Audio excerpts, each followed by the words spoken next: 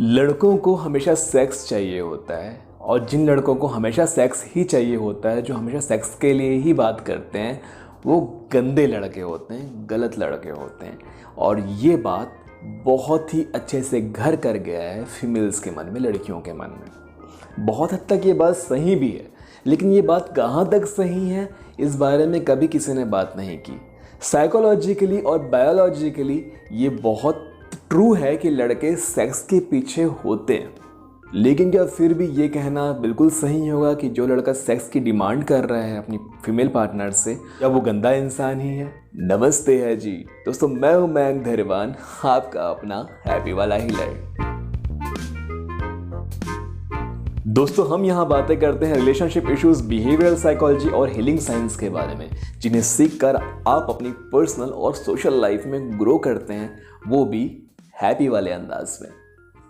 तो एक बात जो हमेशा लड़कियों के बीच में डिलेमा की तरह फैल गया है कि जो लड़के सेक्स की डिमांड करते हैं वो गंदे ही होते हैं। बहुत हद तक ये बात सही है कि बहुत सारे लड़के थोड़े से बदमाश किस्म के होते हैं, जो लड़की को सिर्फ इसलिए इम्प्रेस करने की, पटाने की कोशिश करते हैं या उनकी लाइफ में आने की कोशिश करते हैं ताकि वो अपनी फिजिकल नीड पूरी कर सके। समटाइम्स ऐसा भी होता है, रिसर्च में ये पाया गया है कि बहुत से ऐसे लड़के सिर्फ काउंट करते हैं कि वो कितनी लड़कियों के साथ इंटीमेट हो चुके हैं, इसलिए वो रिलेशंस बनाते हैं।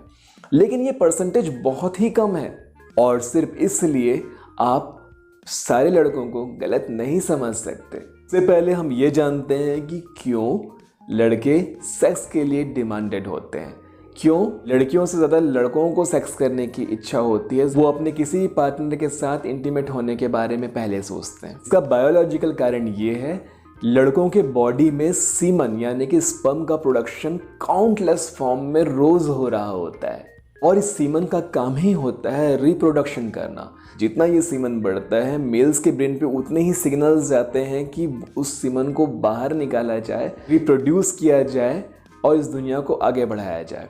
ये एवोल्यूशन साइकोलॉजी का एक हिस्सा है कि मेल्स के दिमाग को कुछ इस तरह से डिज़ाइन किया गया है कि वो बहुत सारी फीमेल्स को प्रेग्नेंट कर सकता है। ठीक इसके ऑपोजिट फीमेल की बॉडी में पूरे महीने में 1 या 2 एग्स बनते हैं, जिससे वो रिप्रोड्यूस कर सकती है, जिससे वो बच्चे पैदा कर सकती है। इसीलिए एक फीमेल अपने लिए एक परफेक्ट मेल चूज करती है जिसके साथ वो रिप्रोड्यूस कर सके, और मेल किसी फीमेल के साथ इंटीमेट होने के बारे में सोच सकता है। जो फीमेल्स ये वीडियो देख रही हैं उन्हें ये लग रहा होगा कि मैंने तो कभी किसी मेल को नहीं सर्च किया, मैंने तो कभी परफेक्ट मेल को सर्च नहीं किया।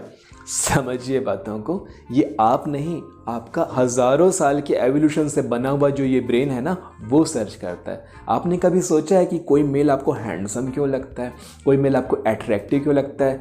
कई केसेस में तो ऐसे भी होते हैं, कुछ मेल्स के पसीने की खुशबू, आप एक मेल के पसीने की गंध से भी अट्रैक्ट हो सकते हैं, उसके रंग से, उसकी स्किन टोन से, उसके बॉडी के शेप से फीमेल एक मेल से अट्रैक्ट हो सकती है, क्योंकि फीमेल का डीएनए अपने कंपैटिबल डीएनए को पहचान जाता है कि हाँ, इस बंदे का डीएनए मेरे डीएनए से मैच कर रहा है। मतलब आपका डीएनए अपने आप अपने सही डीएनए को देख के उससे अट्रैक्ट होना शुरू कर देता है। तो बायोलॉजिकल फॉर्म में तो आप समझ गए हैं कि मेल हर पार्टनर के साथ इंटीमेट होने के बारे में क्यों सोचते हैं और फीमेल किसी चूज सही और अच्छे पार्टनर के साथ ही इंटीमेट होना चाहती है। अब आते हैं साइकोलॉजिकल रीज़न पे।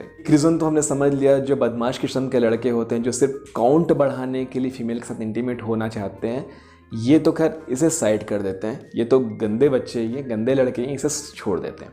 लेकिन जो अच्छे लड़के भी हैं वो भी अपने फीमेल पार्टनर के साथ इंटीमेट होना चाहते हैं। तो आज की इस वीडियो को बनाने का रीज़न यही है कि कहीं सिर्फ इस डिलेमा के चलते कि जो बंदा सेक्स की डिमांड करेगा वो गलत ही है, वो गंदा ही है, इसलिए आप किसी अच्छे पार्टनर को ना छोड़ दें या उससे लड़ाई ना कर बैठें।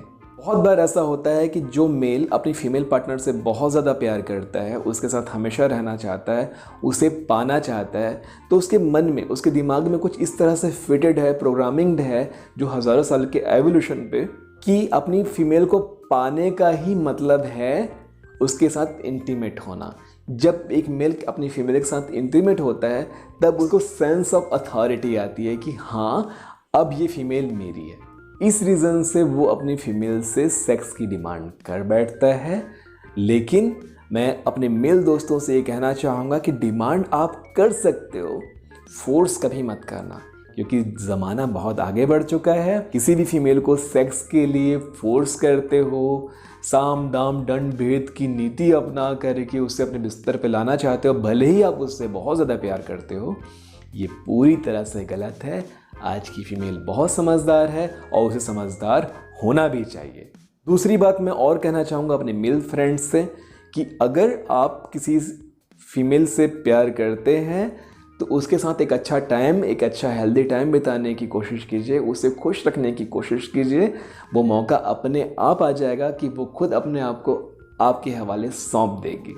इसके लिए फोर्स करने की, बार बार कहने की, मांगने की ज़रूरत नहीं है। फिजिकल इंटीमेसी एक नेचुरल प्रोसेस है जो अपने आप आपकी फीमेल पार्टनर के अंदर आ जाएगा कि हाँ, he is a right one, he is a mister perfect for me, जिसके साथ मैं अपनी ज़िंदगी गुजार सकती हूँ। भले वो रिलेशन 6 महीने, साल भर या 1 साल, 2 साल, 3 साल का ही होगा, लेकिन उस पर्टिकुलर मोमेंट में जब उस फीमेल को आपके लिए लगेगा कि वो आपके साथ ज़िंदगी गुजार सकती है तो वो मौका ज़रूर आएगा। तो अच्छे बंदों से मैं ये कहना चाहता हूँ, छिछोरापंती करने की बिल्कुल ज़रूरत नहीं है। और मैं अपनी फीमेल फ्रेंड्स से कहना चाहता हूँ कि अगर कोई मेल आपके साथ ऐसा करने की कोशिश कर रहा है और आपको मालूम है कि वो बंदा अच्छा है, तो आप देखिए कि कहीं वो इनसिक्योर तो नहीं हो रहा है आपके दोस्तों से, आपके मेल फ्रेंड्स से, या आपका फैमिली बैकग्राउंड को लेकर के। वो कहीं वो इनसिक्योर तो नहीं हो रहा है, कहीं उसे ये डर तो नहीं कि आप उसे छोड़कर चली जाएंगी। या ये भी हो सकता है कि आप लोग का रिलेशनशिप में जब झगड़े होते हैं तो ब्लॉक कर देने की बातें, छोड़ जाने की बातें, ये सारी चीज़ें कभी हुई हो,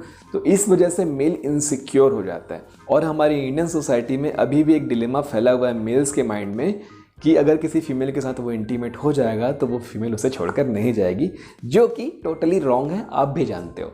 एक बहुत बड़ा सवाल, क्या रिलेशनशिप में सेक्स ज़रूरी है? इसका जवाब आप अच्छे से जानते हो। ये हर किसी के लिए इसके डेफिनेशन अलग हो सकते हैं, लेकिन दिल से देखा जाए तो, अंतरात्मा से देखा जाए तो सेक्स ज़रूरी नहीं है। लेकिन समय कुछ बदल चुका है और बदलते हुए समय में लोगों की धारणाएं भी बदल चुकी है, जिसके बारे में मैं अपने मुंह से कुछ भी नहीं बोलूँगा। आई होप ये वीडियो आपके लिए हेल्पफुल रहा हो। अपने रिलेशनशिप में अगर इस वजह से कोई प्रॉब्लम चल रही है तो इससे शॉर्ट आउट कीजिए। ऐसे नॉलेजेबल वीडियोस मैं लेकर आता रहूँगा। आपकी कोई सवाल हो तो कमेंट में ज़रूर पूछना, उस पर भी वीडियो बनेगा। मिलते हैं अगले वीडियो में। नमस्ते है जी।